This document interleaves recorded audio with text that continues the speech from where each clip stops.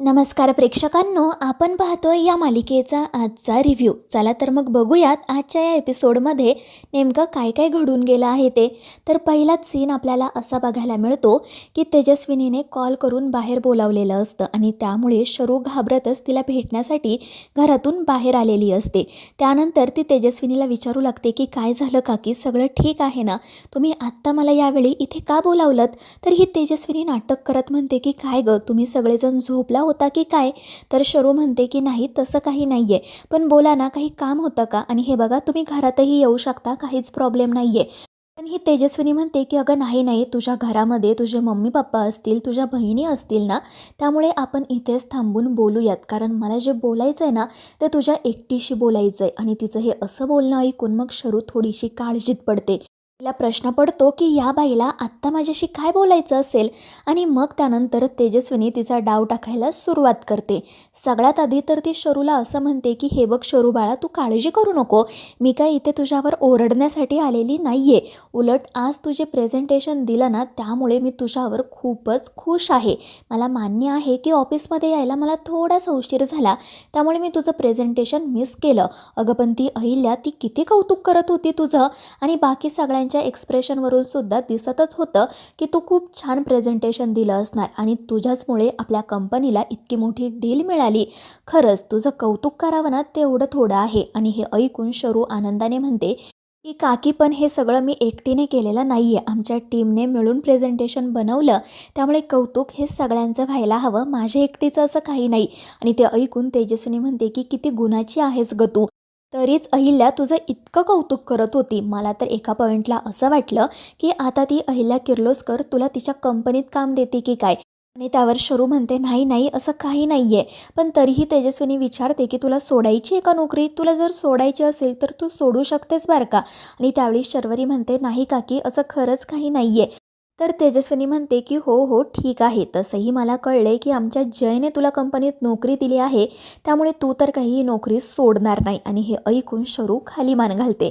त्यानंतर तेजस्विनी पुढे असं म्हणते की मला ना तुझ्याशी आणखीन एका विषयावर बोलायचं होतं. शरू विचारते की काय झालं, प्लीज बोला. आणि मग ही तेजस्विनी विषय काढते आसावरी आणि गौतम यांच्या लग्नाचा. त्याचवेळी दुसरा सीन आपल्याला असा बघायला मिळतो की जय आणि गौतम डोक्याला हात लावून बसलेले असतात. तेजस्विनी त्यांच्याशी जे काही बोलून घरातून बाहेर पडलेली असते त्याचाच ते दोघेजण विचार करत असतात. गौतम तर पूर्णपणे खचून गेलेला असतो आणि म्हणत असतो की दादा, कधी कधी ना मला कळतच नाही आहे की आपल्या आयुष्यात नेमकं काय चाललंय. एका पॉईंटला असं वाटतं की सगळं काही आपल्या कंट्रोलमध्ये आहे आणि दुसऱ्या क्षणी असं वाटतं की आपल्या हातात काहीच राहिलेलं नाही आहे.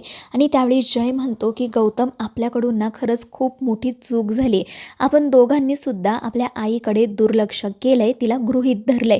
पण जय नेमकं काय बोलतो हे गौतमच्या काही लक्षात येत नाही. इकडे आपली शरू त्या तेजस्विनीला सांगत असते की काकी, खरंच आशुताईचं आणि गौतमचं एकमेकांवर खूप प्रेम आहे आणि म्हणूनच मला वाटतं की त्या दोघांचं एकमेकांशी लग्न व्हायला हवं.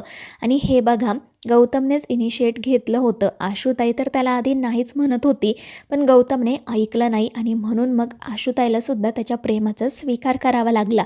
आणि हे सगळं तेजस्विनी अगदी शांतपणे ऐकत असते.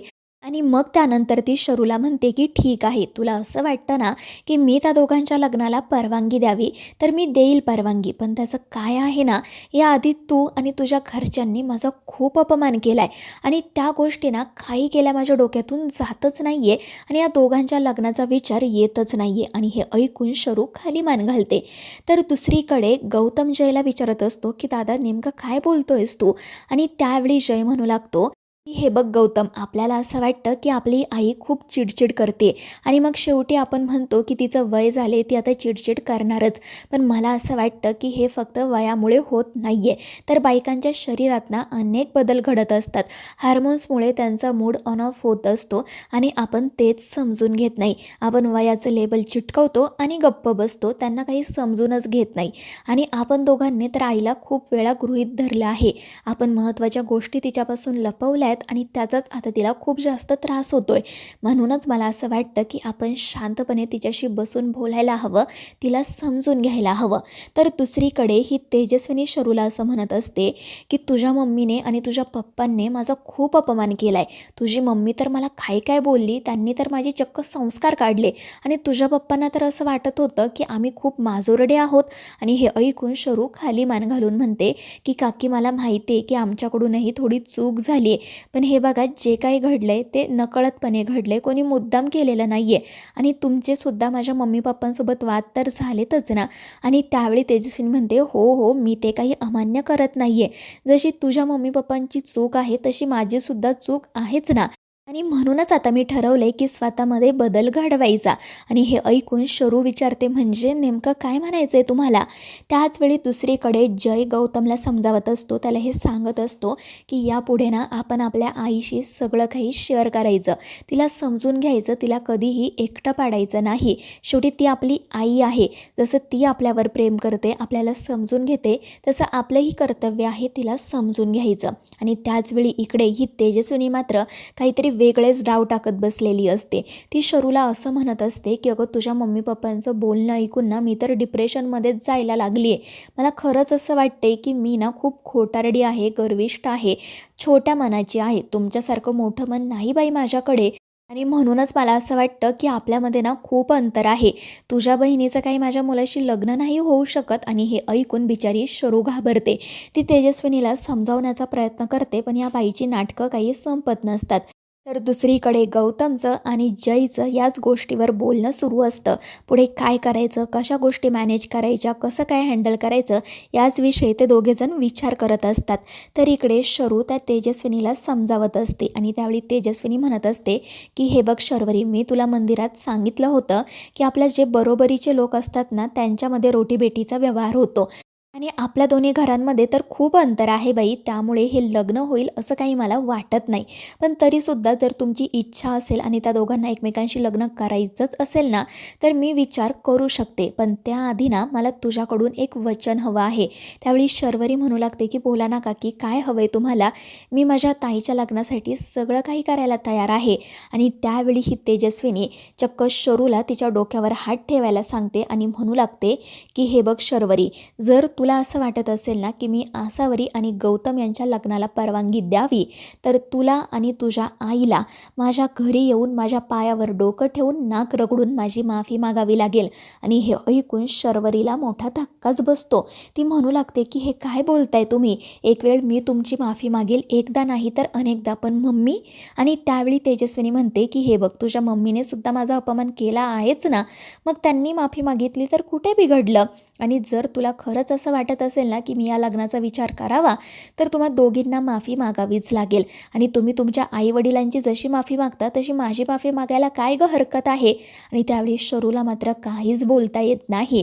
आणि मग ही तेजस्विनी गालातल्या गालात हसतच तेथून निघून जाते. शरू मात्र स्वामींपुढे हात जोडून उभी राहते. तिला समजतच नसतं की आता हे सगळं पमाला कसं सांगावं, कारण त्या तेजस्विनीची आपल्या आईने माफी मागावी अशी शरूची अजिबात इच्छा नसते. ती रडतच स्वामींकडे मार्ग दाखवा म्हणून विनवणी करत असते. आणि त्याचवेळी तिथे आशू येते आणि तिच्या पाठोपाठ पमासुद्धा, परंतु पमा बाहेर आलेली नसते, ती आतमधूनच या दोघींचं बोलणं ऐकत असते. शरूच्या चेहऱ्याकडे पाहूनच आशूच्या लक्षात येतं की काहीतरी बिघडले, काहीतरी बिनसले. आणि म्हणूनच ती शरूला विचारते की काय झाले, खरं खरं सांग. पण शरू तिला काही खरं सांगायला तयार नसते. आणि म्हणूनच आशू शरूला तिची शपथ देते आणि मग नाईलाजाने शरूला आत्ता जे काही घडलेलं असतं ते आशूला सांगावं लागतं. आणि तेजस्विनी घातलेली ती अट ऐकून आशूला मोठा धक्का बसतो आणि त्याचसोबत आतमध्ये असणाऱ्या पमाला सुद्धा. आशू म्हणत असते की शरू, काही झालं ना तरी तू आणि मम्मीने त्यांची माफी मागायची नाही. हे बघ मला ना हे लग्न खरंच करायचं नाही आहे, भास झालं आता. पण शरू तिला समजावत म्हणते की ताई नको ना गं असं बोलू, हे बघ मी माफी मागितल्याने काही लहान होणार नाही आहे. आणि मी ना उद्या जाऊन पुन्हा एकदा त्यांना भेटते, त्यांना समजावते आणि त्यांना सांगते की मी तुमची एकदा नाही तर 100 वेळा माफी मागेल, पण प्लीज मम्मीला या सगळ्यात ओढू नका, कदाचित त्या माझं ऐकतील. पण हे आशूला मात्र पटत नाही. ती शरूला समजावते, पण शरू म्हणते की ताई आत्तापर्यंत ना तू आम्हा सगळ्यांसाठी खूप काही केलं आहे, त्यामुळे तुझ्या लग्नासाठी मी वाटेल ते करायला तयार आहे. तू सुखात राहावी, तुझ्या मनासारखं तुझं लग्न व्हावं एवढी एकच माझी इच्छा आहे गं आणि ती पूर्ण व्हावी म्हणून मी वाटेल ते करेल. माफी मागणं तर काहीच नाही आणि शरूचं असं बोलणं ऐकून आशूला तर काय बोलावं तेच समजत नाही. तर इकडे पमा देखील मनाशी विचार करत असते आणि तीही ठरवते की आपणही जाऊन तेजस्विनी ताईंची माफी मागायची. तर मित्रांनो, आता या मालिकेच्या पुढील भागांमध्ये नेमकं काय काय घडणार आहे हे जाणून घेण्यासाठी आपल्या चॅनेलला सबस्क्राईब करा.